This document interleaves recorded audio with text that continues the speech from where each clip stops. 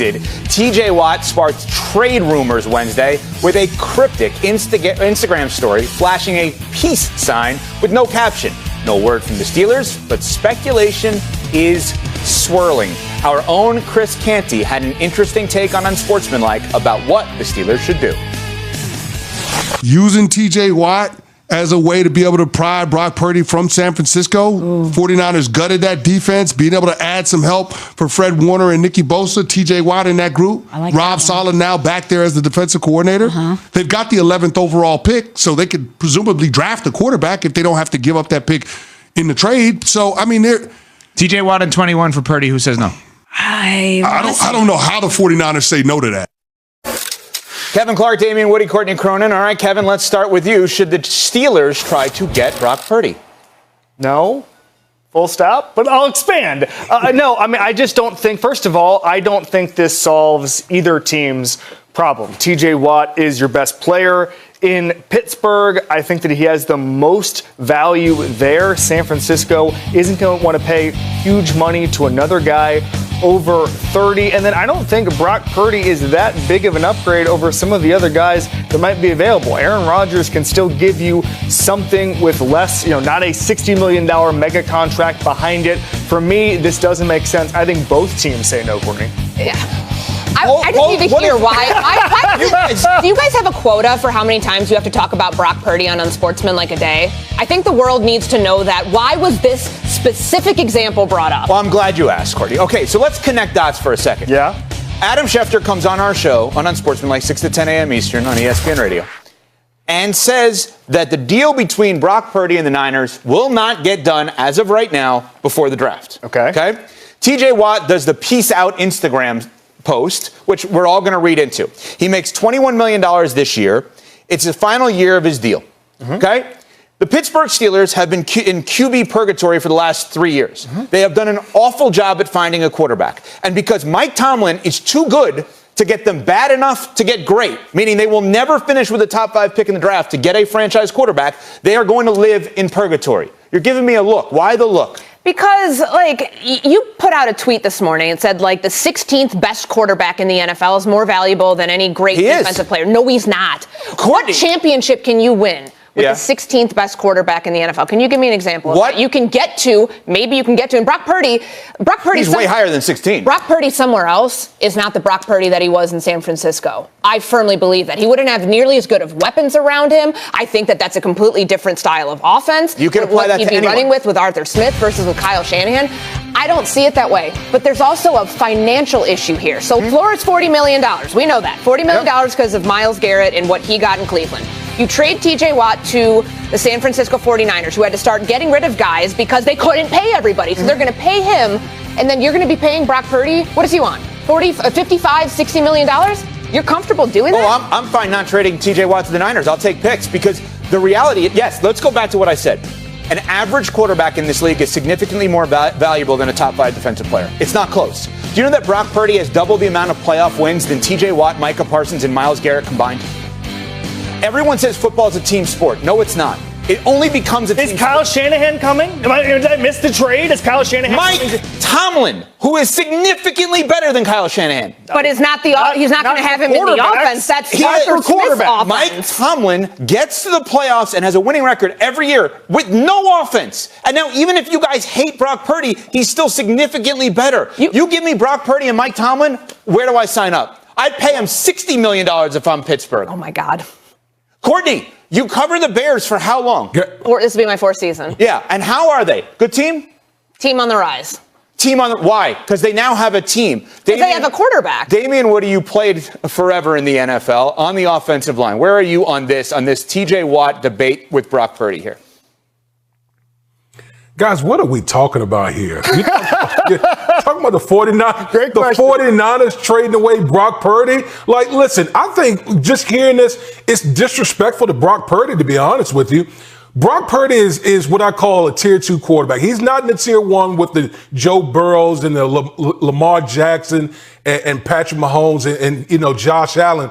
But he's right there. He's a guy that you can win a championship with in this league. There's no question about it. Do those guys grow on trees? Nope. I'm just asking, do those type of quarterbacks grow on trees? They do not. They do not. Why in the world would the San Francisco 49ers, who, by the way, has been unloading guys off their roster because they know they have to pay the quarterback, why would you make that trade? It makes absolutely no sense. And oh, by the way, for anyone who says Kyle Shanahan, he can go out here and plug and play any quarterback. We saw that with Jimmy Garoppolo. And I think everyone on this panel would say that Brock Purdy is significantly better than Jimmy Garoppolo. So I think from all of this, we got to stop disrespecting Brock Purdy because he's a top 10 quarterback in this league. Bravo. I don't think he's a top 10 quarterback, but I don't mean to disrespect him. But to your point, D. Wood, above average quarterback play, is that not what the Steelers had last year? They're 10-6. They made the postseason with Russell Wilson.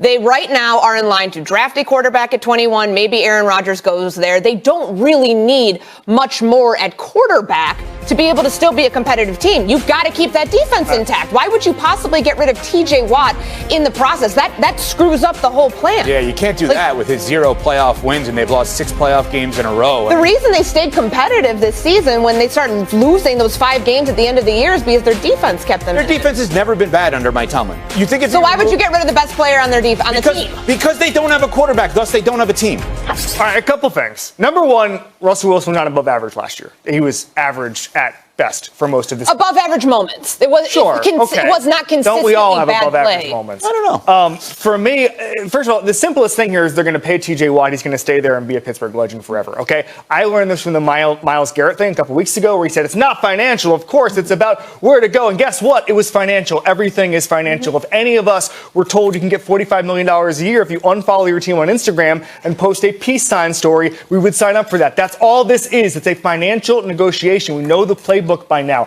This is not about forcing a trade to San Francisco or anyplace else. He wants to be a Pittsburgh Steeler. He already did that. Remember that story about the weight room last contract extension where he came in and said, let's get this deal done? He's going to do it again. This is financial. This is not about committing to a quarterback situation. TJ Watt wants to be a Steeler. A trade at this point. By the way, Trey Hendrickson, who's one of the best pass rushers in football, is available. He's been trying to seek a trade for a month. Nobody wants him because he's 30 years old and he's expensive. That trade market is not as robust as maybe we think here at this table. Damien? Yeah, listen, I just think that this is bad all the way around. I'm not trading, as great as T.J. Watt is, I'm not trading for a pass rusher who's 30-plus, who's on the what I call the back nine of his career, for a quarterback. Again, I want to say, is a top 10 quarterback. You don't trade away top 10 quarterbacks in this league. Period. 100% agree. Damien could not be more right. See, to me, very simply, the moment anyone brings up Brock Purdy theoretically could be available, if you don't have a quarterback, you should blow the Niners away for an offer. And you both are suggesting, no, you should not. There's nothing on the Pittsburgh Steelers except for Mike Tomlin I would not give up for Brock Purdy. That's how great this guy could be. I totally agree with Damien. And the Niners should get the deal done immediately. Immediately. Give him what he wants. He's awesome. Get your popcorn ready because the West playoffs are about to be cinema in the NBA. Who's the team no one wants to face? That answer will shock you. Plus, the countdown to the NFL draft is on. What is the ceiling of the projected #1 overall pick and grad, Cam Ward? Buckle up. This could send the entire show off the rails. Now, I want to tie in kind of one of the bigger NFL stories here. T.J. Watt, the Steelers superstar pass rusher who, thanks Taco, could have been a Cowboy, I guess, had a cryptic Instagram post that actually could impact the Cowboys. This was T.J. Watt yesterday on Instagram.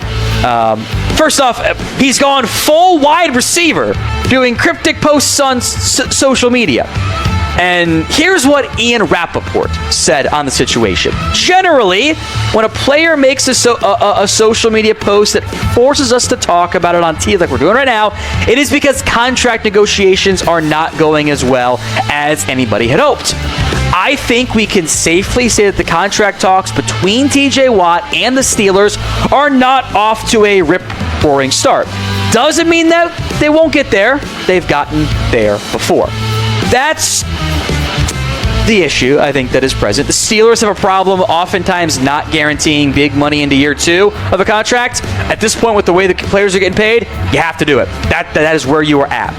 Both Micah Parsons and TJ Watt are in line to be the highest paid edge. And this is how it matters to the Cowboys. So let's be real. I know they're top 10 in the odds.